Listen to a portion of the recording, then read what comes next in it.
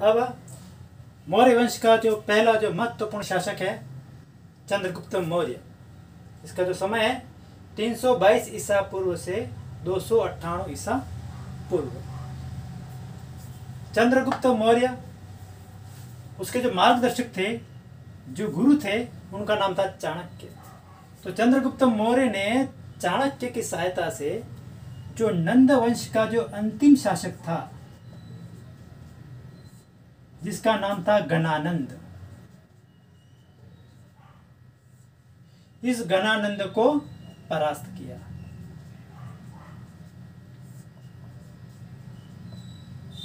और संपूर्ण भारत पर अधिकार किया।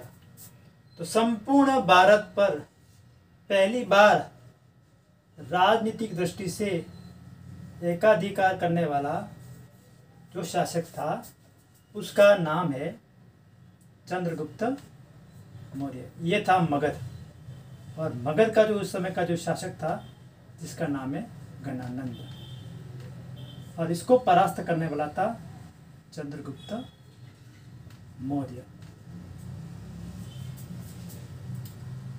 चंद्रगुप्त मौर्य और उसकी महत्वपूर्ण उपलब्धियां क्या है?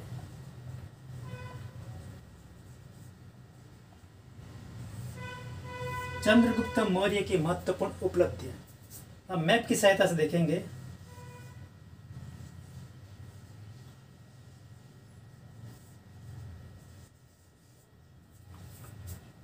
तो सबसे महत्वपूर्ण पहली जो उपलब्धि है, यहाँ पर उत्तर पश्चिम में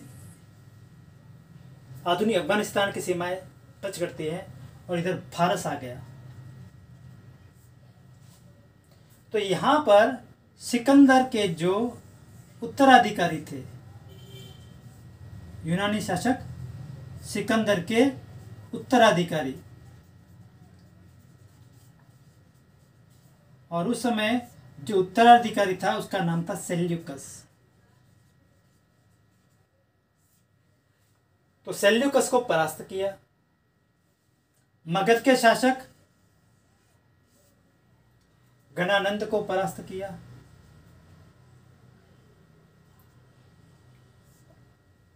और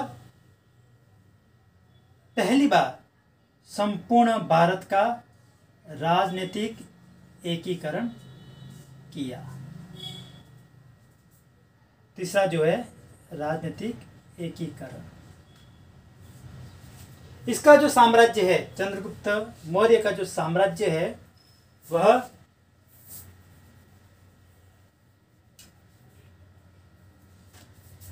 उत्तर पश्चिम से यानी अफगानिस्तान से मगध तक, पूर्व में मगध तक, दक्षिण में कर्नाटक से लेकर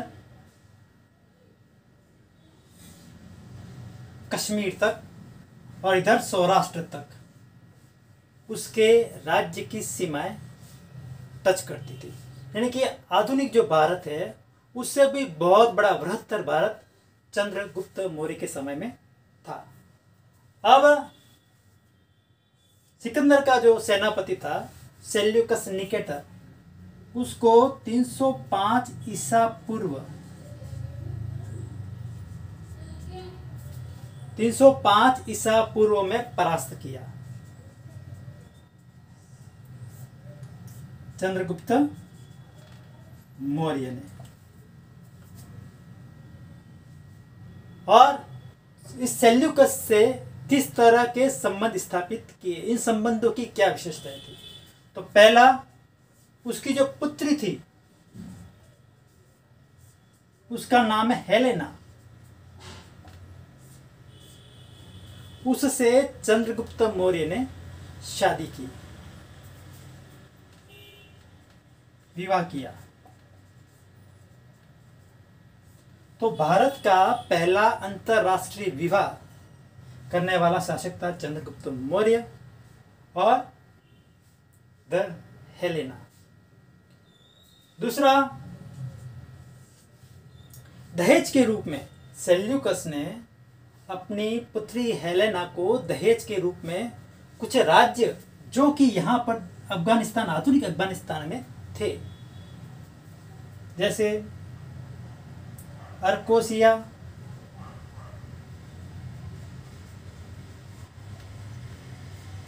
एरिया, हेरात,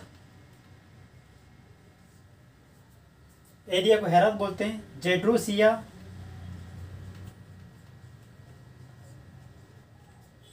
और पेरोपेनिसडेई।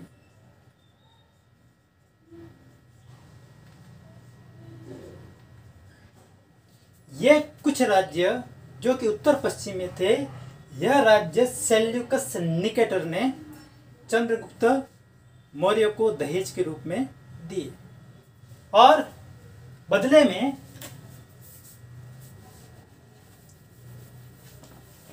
में चंद्रगुप्त मौर्य ने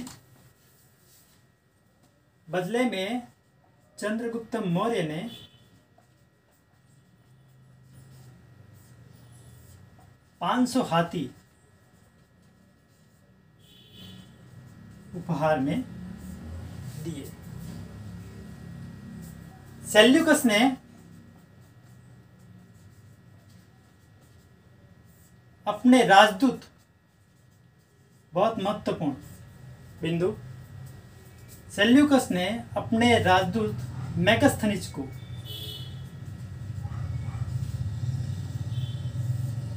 मेगस्थनीज को चंद्रगुप्त मौर्य के दरबार में नियुक्त किया, और इसी मेगस्थनीज ने इंडिका नामक पुस्तक की रचना की, जो कि चंद्रगुप्त मौर्य के शासन का एक महत्वपूर्ण ग्रंथ है। चंद्रगुप्त मौर्य के जो दक्षिण की जो विजय की जो जानकारी देने वाले जो तमिल स्तोत्र हैं,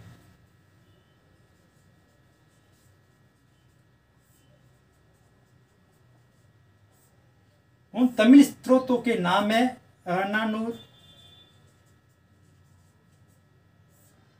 और मुरनानूर।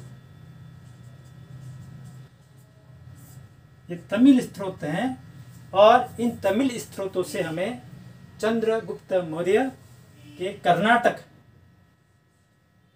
विजय की जानकारी मिलती है। चंद्रगुप्त मौर्य का जो अंतिम समय है वह कैसे बीता? तो चंद्रगुप्त मौर्य ने अपने अंतिम समय में जैन मुनि भद्रबाहु से दीक्षा लेकर जैन धर्म अपनाया। तो चंद्रगुप्त मौर्य ने अपना जो अंतिम समय था उस समय कौन सा धर्म अपनाया? जैन धर्म। और अपने अंतिम समय में वह कर्नाटक में श्रवणबेलगोला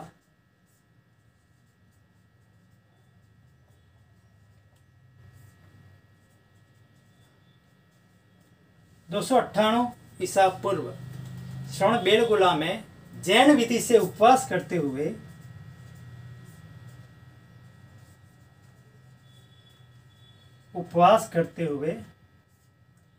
अपने प्राण त्यागे।